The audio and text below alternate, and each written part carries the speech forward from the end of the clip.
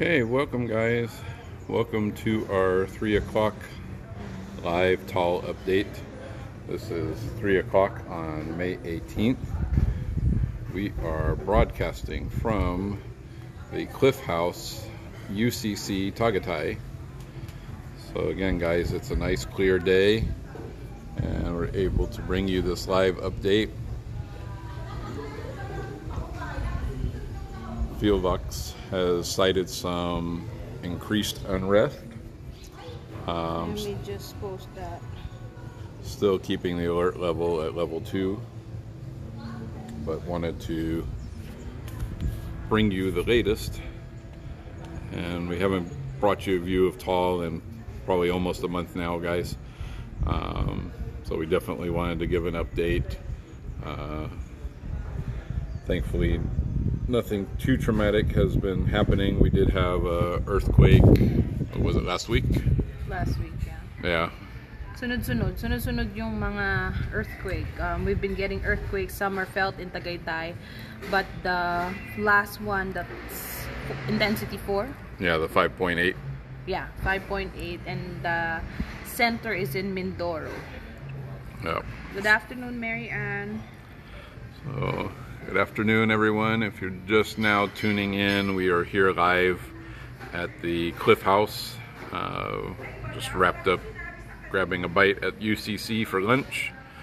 But we wanted to bring you this live view because, of course, they have a fantastic view of Taal.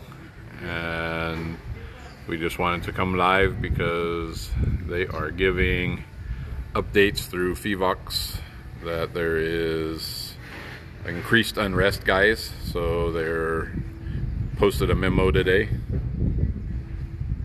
Yeah. We're just building audience, guys. Okay. So, sabi nga po ni Sit Daddy, hindi po kami nag-update for the longest time because medyo iwas alala na rin kami dahil nga parang on and off yung activity ni Taal until this morning. As you know po, everyday naman po naglalabas ng advisory si Fivox, pero kaninang umaga sa advisory nila, they stated na it is a notice of elevated unrest of Taal volcano, meaning yun nga po, tumataas yung aktibidad ni Taal. Tapos po, hindi na po unusual sa atin na may total of 288 volcanic earthquakes today. Minsan nga po mas mataas pa. Pero yung low level na background tremor na nagsimula nung April 8, it's still ongoing. Tapos po, marami rin daw shallow earthquakes, mga mabababaw yan, na nasa within 5 kilometers beneath Taal volcano. Tapos kung nakita nyo po yung ibang video po ng mga kabatang natin, nakikita nga pati yung lumabas sa Fivox kanina na may upwelling ng mga maiinit na volcanic fluids galing sa bulkan. Tapos po may degassing din. And then yung sulfur dioxide, hindi ito yung pinakamataas na nakita natin, 2,200. We've seen higher than that. Merong mas mataas dyan, pero yun nga, ang warning lang nga talaga ni Fivox is that nag-notify sila na merong elevated unrest ang Taal. So as of this moment po, pinapakita lang po namin sa inyo ang live view ng Taal from Cliff House po sa Tagaytay. Meron ding sinasabi ang Fivox na merong slight but abrupt inflation, kumbaga parang biglaan o hindi inaasahang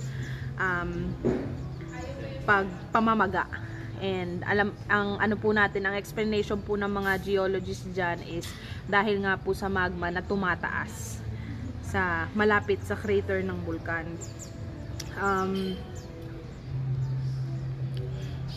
So guys, if you're just tuning in, this is a live look. We are here in Tagaytay. We are at the Cliff House. If you're familiar with the Cliff House at Tagaytay, we were at the UCC. Just grabbed a bite for lunch. and wanted to bring you a quick live update, guys. It's been just about a month since we did an update, so we wanted to bring you this live look. A tall Fivox did release alert memo today Of elevated unrest. yeah, just citing increased elevated unrest, guys. So we wanted to come see for ourselves and bring you the live look. We know. Ayan po kay Sir Owen. Si Sir Owen po sa Taal Volcano News Update. Sabi po niya, nabanggit daw po yan ni Ma'am Bornas na sa Fivox po na pwedeng magtaas ng alert yung Fivox dahil depende sa electronic tilt o yung paggalaw sa bulkan.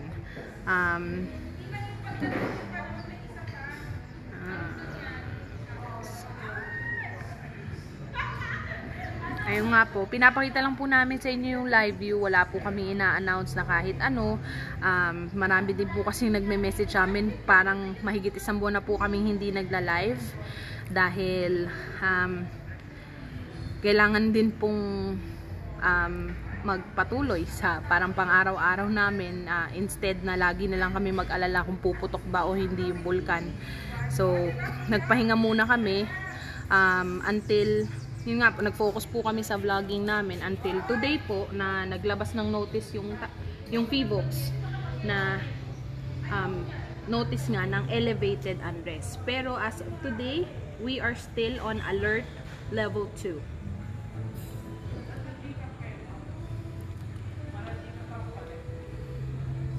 Yeah, guys, so if you're just tuning in, this is a live look at 3 o'clock on May 18th, guys. We are just here live in Tagaytay trying to give you as good a view as we possibly can. Yes, yung mga hindi po maabutan to, pwede nyo naman pong panoorin, pwede nyo pong i-rewind, pero i-upload din po namin to sa YouTube mamaya. Yeah, and as we mentioned before, guys, we have lots of friends and family that tune into our channel, and so a lot of them ask for live updates because they have family in the area, whether they're in Batangas or here in Tagaytay.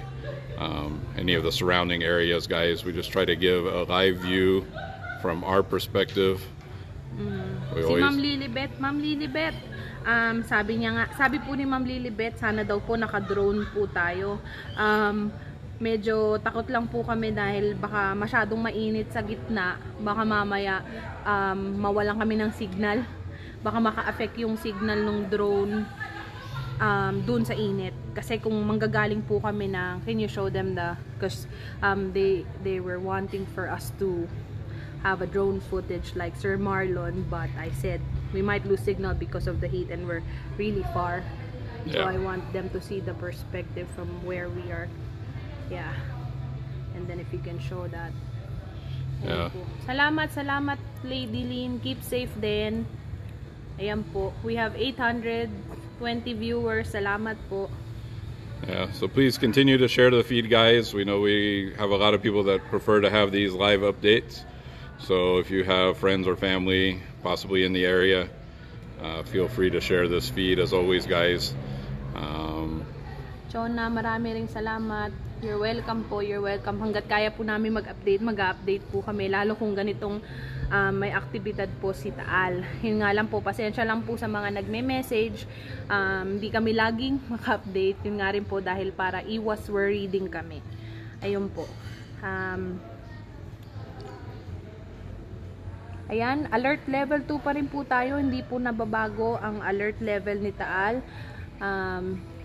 According to Fivox, we are still on alert level 2, but this morning po naglabas po sila ng notice of elevated unrest.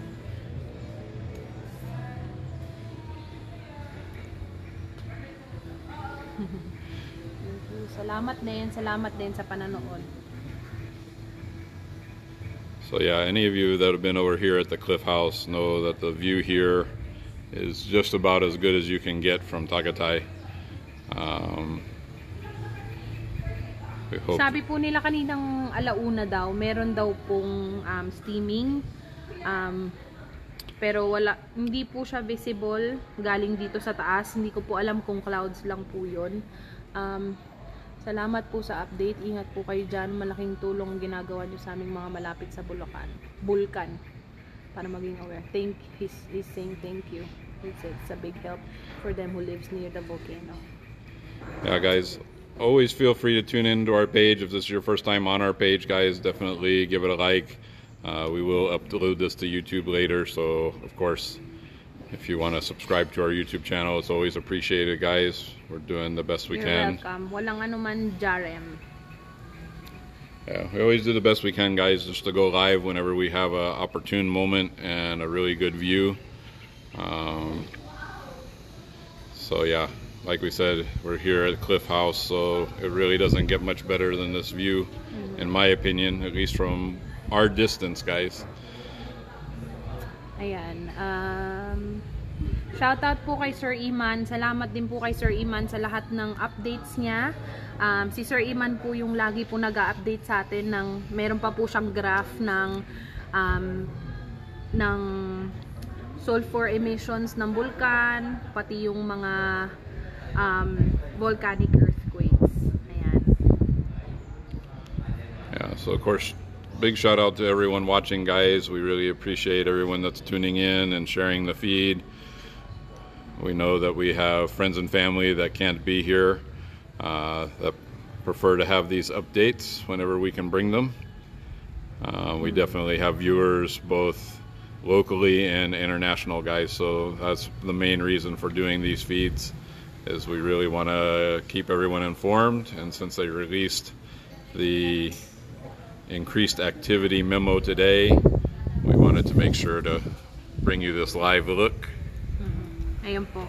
Yung mga nanonood sa Facebook, kung hindi nyo po maabutan ng live, pwede nyo po i-play mamaya. And also, yung mga bakit po parang nawala ang green sa Taal, because there were like green regrowth before, and then now it looks dry again. Yeah, I mean, you can see some of the green trying to poke through. Pero parang but nothing like what it was. Yeah, never like it was na. But shout out watching from Latag, Taal, Batangas. Hello Mark Gadi Tordesillas. Salamat sa panonood. Shout out to Sevilla de Rojas Bendania. Salamat sa panonood. Nakalimutan ko kung ano yung sinasabi ko kanina. I forgot what I was saying. Just about the green. No, before that. But yeah, yun po. Kung nanonood po kayo sa Facebook, pwede nyo po itong i-play mamaya kung hindi nyo po maabutan yung live. Yung mga gusto po, preferred po nila ng YouTube, i-upload din po namin to sa YouTube mamaya. Shout out to, dahil lang po ang bilis po ng comments, Jay Abelio Sandejo. Stay safe dyan. Watching from Talisay, Batangas. Salamat din po sa panonood. Yun nga po, medyo talagang napaka-unpredictable ni Taal. So, ingat po kayo dyan, lalo yung mga kabatang natin. Shout out, Lanel Sanin from Taal, Batangas. Hello, Lanel. Salamat sa panonood.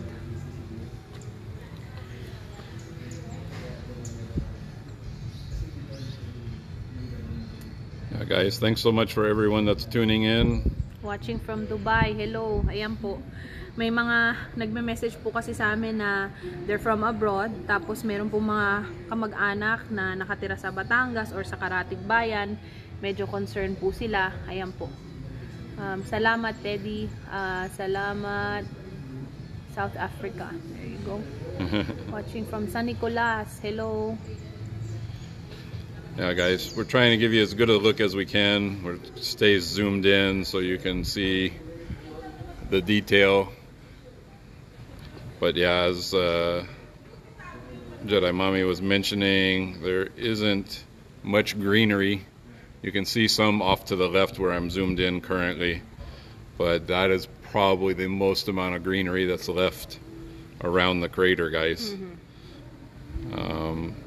The water has been evaporating. For those of you that don't know, this is actually called Twin Lakes because of the lake that is inside the crater as well as the surrounding lake. And the lake inside the crater has been continuing to evaporate, guys. We get pretty regular updates from flyovers that the water level is super low. Brian, hello, yes. Shout out sa mga taga Caloocan, Talisay, Batangas. Ingat po kayo dyan mga kabatang. Ingat po kayo sa IMSIM, Santa Teresita, Batangas. Ready nyo lang po yung mga go bags nyo sa mga malapit po sa bulkan dahil nga po unpredictable, hindi po natin alam kung anong mangyayari. Watching in Nigeria. So yeah, guys, we appreciate everyone watching, whether you're local or international, guys. That's the whole reason we bring these views. We know that many of you have friends and family that are in the area, as we do as well. So just trying to give you the best look possible. Yes po. Keep safe lang po palagi. Ingat po kayo.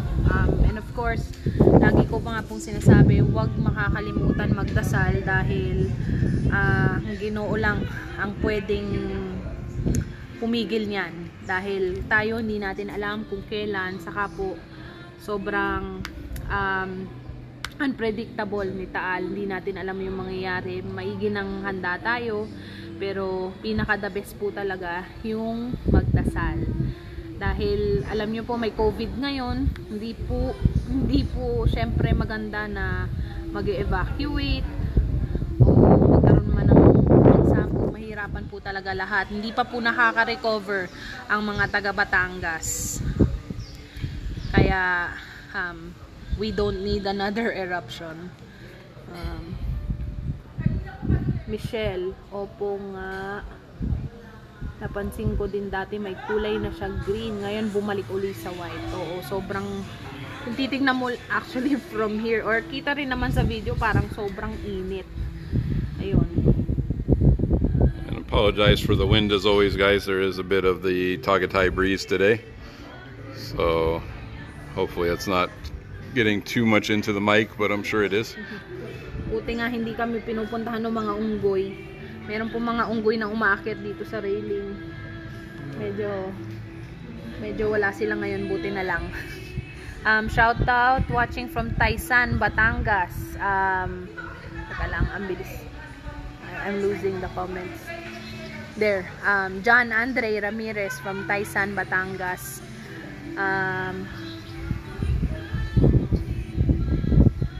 Watching from Caloocan. Shout out kay Rowena Velasco. Yeah, guys, if you're on the feed right now, feel free to share it, guys. As you know, if this isn't your first time on the page, we try to go live with updates whenever we have a good, proper view of Taal, guys. Endozo family, hello sa Endozo family ng Kining, Talisay, Batangas. Ingat po, ingat.